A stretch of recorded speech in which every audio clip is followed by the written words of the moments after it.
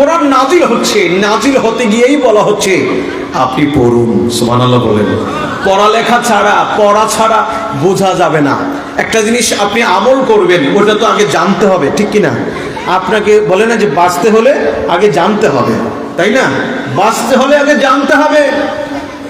এই দুনিয়ার চিরন্তন বাস্তব কথাগুলো, পরকালীন চিরন্তন মুক্তির সব কিছু যদি আপনি জানতে চান, তথা আপনি যদি মুক্তি পেতে চান, আপনাকে আগে বিষয়গুলো জানতে হবে। আমার আল্লাহ তাই বলে, জিবরাইল রে যাও যাও আমার বন্ধুর কাছে গিয়ে প্রথমেই বলো ইকরা বিসমি রাব্বিকাল্লাযী খালাক।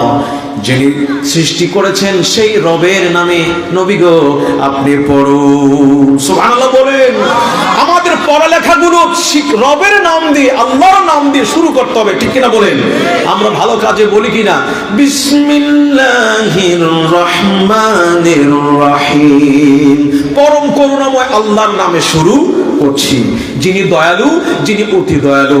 আল্লাহর নামে যখন আপনি একটা কাজ শুরু করবেন, ইনশাআল্লাহ সে কাজের মধ্যে বরকত আসবে কি আসবে না? এজন্য আমাদের বাচ্চাদেরকে আল্লাহর কালাম শিক্ষা দিতে হবে সবার আগে। কথা বলেন ঠিক কিনা? নাচ গানকে নয়, আল্লাহর কালামকে যদি আপনি শিক্ষা দিতে পারেন, আল্লাহর কসম ওই কালাম যখন তার বুনিয়াদ হয়ে যাবে, ওই কালাম যখন তার মেমোরির ভিতরে প্রবেশ করবে, সে বড় হয়ে সে দেশের অর্থকে আত্মসাৎ করতে চাইবে না। কথা বলেন ঠিক কিনা? সে নিয়ম নীতিতে চলবে, তার নৈতিকতার বিপর্যয় হবে না। এই জন্য দ্বীনি শিক্ষাটা, কোরআন শিক্ষাটা শৈশব থেকে সবচেয়ে বড় দরকার। কথা বলেন ঠিক কিনা? সম্মানিত সুধী, হযরতে আদম আলাইহিস সালাম থেকে শুরু করে ঈসা রূহুল্লাহ আলাইহিস সালাম পর্যন্ত 1,24,000 মতান্তরে 2,24,000 পয়গাম্বর তারা এসেছেন, দ্বীনের কাজ করেছেন, ঈমানের দাওয়াত দিয়েছেন মানুষদেরকে। অল্প অল্প করে কেউ কোন এলাকার জন্য, কোন জাতির জন্য কাজ করেছেন। এবার আমার আল্লাহর ইচ্ছা হলো, বন্ধু গো আমি আপনার মাধ্যমে আমার জমিনে ইসলামকে পূর্ণ করব। আপনি হলেন রাসূলুল্লাহ ইলাইকুম জামিয়া, আপনি সবার জন্য রাসূল। দুনিয়া আখিরাত, দুনিয়া আকাশ জমিন, গ্রহ তারা, আরশ কুরসি লৌহ কলম, মানব জাতি, জিন জাতি, ফেরেশতা, সবার আপনি রাসূল, আপনি সবার জন্য রাসূল। আপনার মাধ্যমে আমি আল্লাহ পৃথিবীর জীবন, যে পৃথিবীর মধ্যে আমি ইসলামকে পরিপূর্ণ রূপ দিতে চাই। সুবহানাল্লাহ।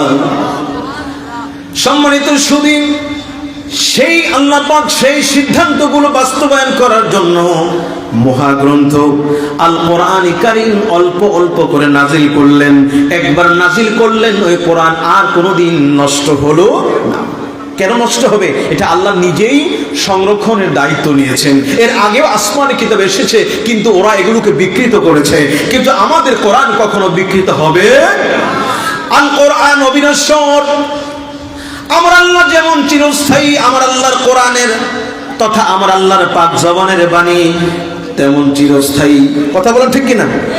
ইন্না নাহনু নাযালনা যিকরা ওয়া ইন্না লাহু লাহাফিজুন।